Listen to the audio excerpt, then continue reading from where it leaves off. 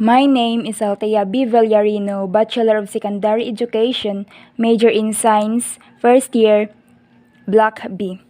The third question is, a uniform lead spare and a uniform aluminum spare have the same mass.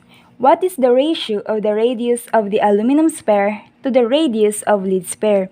So first, I write down the given, which is the density of the lead equals 11.3 grams per cubic centimeter, and the density of the aluminum, which is 2.7 grams per cubic centimeter.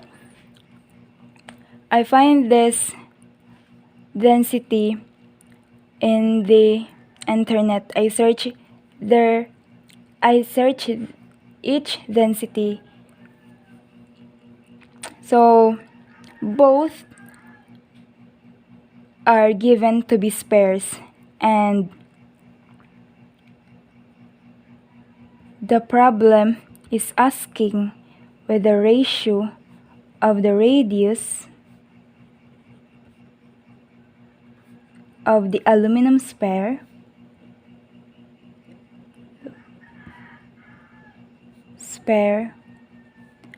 to the radius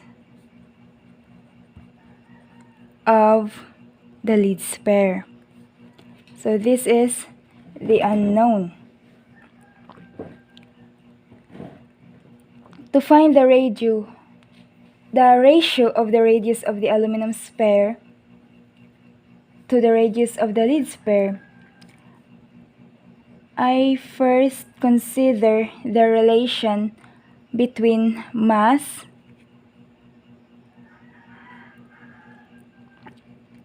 volume and density. So this is the formula I'm going to use to find the ratio of the radius of both spheres. So first, let us find the volume lead sphere, which is volume lead sphere equals to 4/3 pi ratio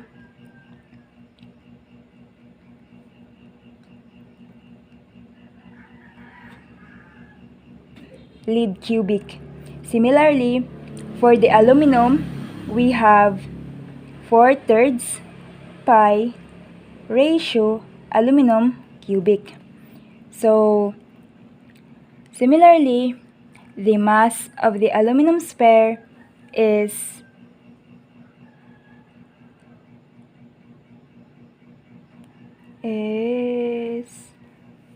4/3 pi ratio aluminum cubic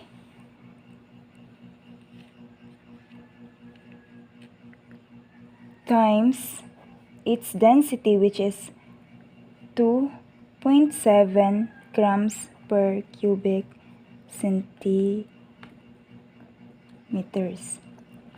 For the mass of the lead, we have 4/3 pi ratio cubic lead times 11.3 grams per cubic centimeter. We can label this as equation 1 and equation 2. This equation I derive from this formula, and from these two equations I derived the equation, which is m mass of the lead equals to 4/3 ratio pi ratio cubic lead times its density, which is 11.3 grams per cubic centimeter, over the mass of the aluminum. So we have 4/3 pi ratio aluminum cubic times its density, which is 2.7 grams per cubic centimeter. And after this, we are going to cancel out the 4/3 pi and of lead and the aluminum, just to remain the ratio, which is ratio of the lead cubic over the ratio of the aluminum cubic is equals to 11.3 grams per cubic centimeter over 2.7 grams per cubic centimeter.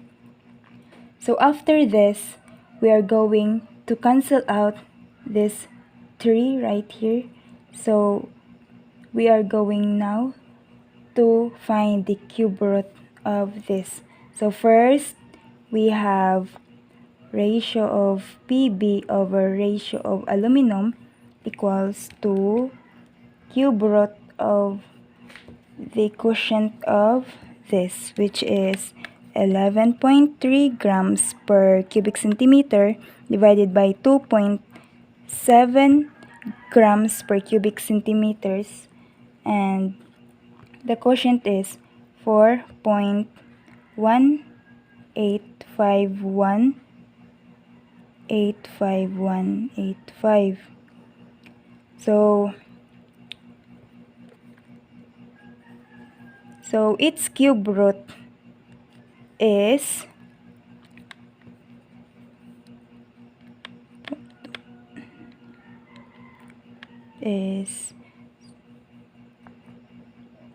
1.6. So the ratio of the lead and the ratio of the aluminum is equals to 1.6. The significant number is only 2, since the least significant in the given is just 2. So this is the final answer, and the ratio of the radius of the aluminum sphere to the radius of the lead sphere.